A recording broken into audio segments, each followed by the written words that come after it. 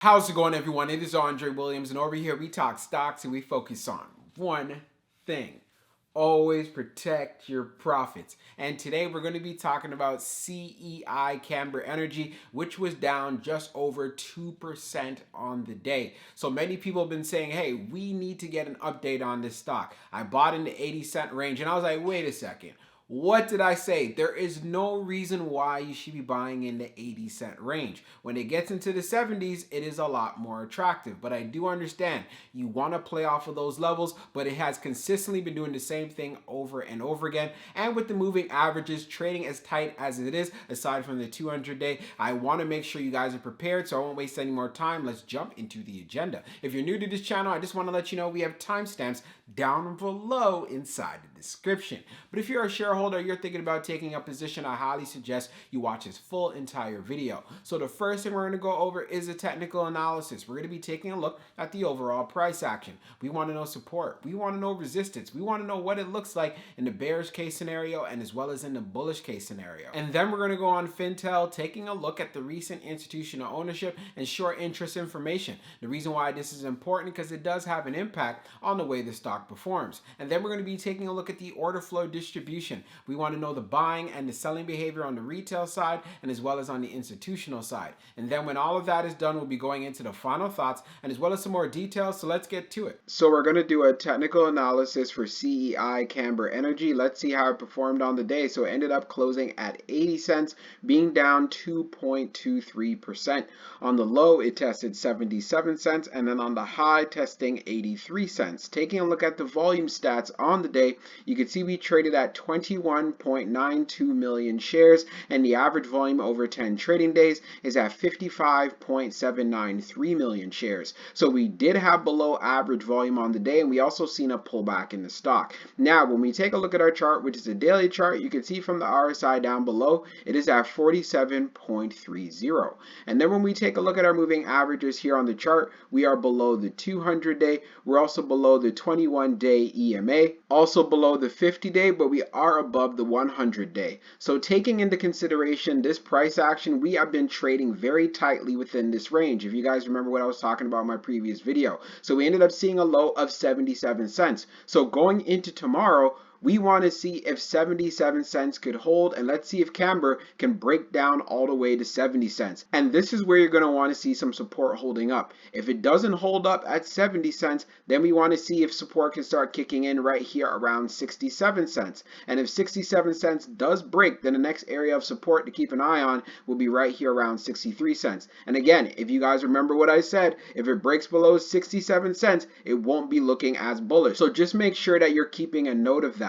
So I want to see 70 cent at least hold going into tomorrow and then seeing what it could do going into next week. One thing that is clear though, we do have resistance right at 83 cents. So we need some price action above that. And most preferably, you'd want to see Camber making a move at least going towards 90 cents. We know there's going to be a lot of resistance here. We've seen this in the past as well. And the moment we can break above 90 cents, that's where we can get that move going above the 200-day moving average, which is at 97 cents. But do know, once we get to $1, there's a lot of selling pressure. So you need to make sure you have a plan in place to make sure you can take advantage of that pop when it occurs, and you're not left waiting on the play like you're riding the elevator. That's one thing we want to avoid here. We want to take advantage of the dips, and then when it has those pops, we sell. Now let's move on to the short interest information. So we're going to take a look at the recent institutional ownership and short interest information for CEI. Scrolling down further on the page, green rows indicate new positions, while red rows indicate closed positions. So taking a look at the recent filings we have here for April the 27th, we have financial management professionals that purchased 3,000 shares, and we can see for the 25th we have F&Y Investment Advisors LLC. They went in with some calls and some puts, so you can see that they were hedging, and they also have a share position of 6,100. We also have Highmark Wealth Management LLC that purchased 885 shares as well. Now, taking a look at the short interest, the off-exchange short volume ratio is at 53.34%, and then for the off-exchange short volume, it is just over 8.42 million shares. Scrolling down further on the page, the short shares availability is at 1.4 million, updated 27 minutes ago, and then for the short borrow fee rate, it is at 24.96%. When we take a look at the history of the short volume ratio, at the close of the 26th, it was at 54.07, and then for the close of the 27th being at 53.34. So what does this show us? Yes, Camber does have a lot of shorts vested in this play, but since we have a short interest percentage of the flow at 9.08%, I wouldn't say it has short squeeze potential, but you know this is commodity driven. We see a spike in oil prices, Camber will move up. Now let's move on to the order flow distribution. Now let's take a look at the order flow distribution for CEI. So we see on the inflow, it was at 4.14 million, and then on the outflow, it's at 4.93 million. So we had an outflow day. Taking a look at the breakdown, on the large, it was 0.84. On the medium, it was 2.39. And then on the small, it was 0.91. Taking a look at the outflow side, you can see on the large, it was 1.10.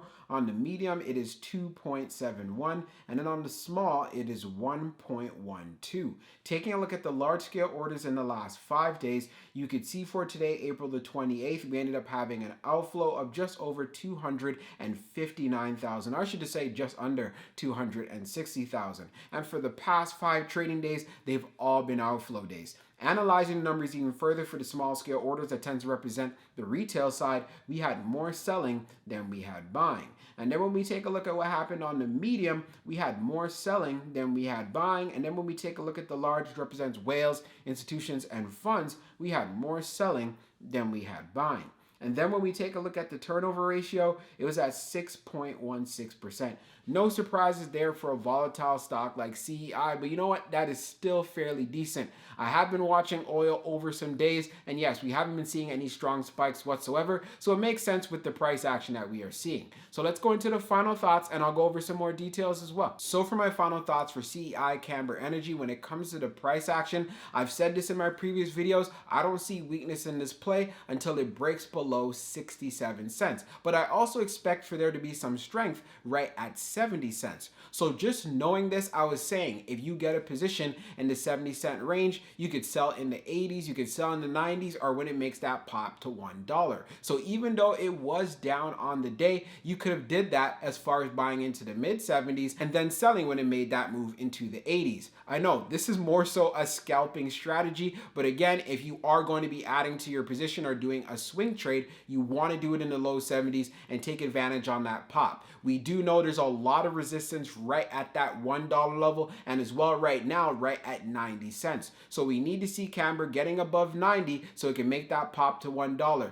But there is a lot of resistance there. It is a psychological area, so we can barely hold up $1.10. But if we could break above $1.10, that's where I want to see a move to see if Camber can get to around 125 and then seeing what it could do from there. But again, we need to have that spike in oil prices, and we haven't been seeing that. Also, when we went on Fintel, taking a look at the recent institutional ownership, we could see that there has been some activity. There has been some inflow. But one thing we have to understand as far as for the short interest information, even though it doesn't have short squeeze potential, there's still a lot of shorts who are vested in this play. And that contributes to the volatility of the stock. So that's why you have to have a strategy before you jump into this play. Just don't buy in at the highs. It doesn't make any sense whatsoever. It's more so you get in, you get out. You don't spend a whole week's vacation inside of this play, all right? But again, if you are an investor, this should not matter to you whatsoever. So I hope you guys enjoyed this video, and I can't wait to see how this stock performs going into tomorrow. We'll talk soon.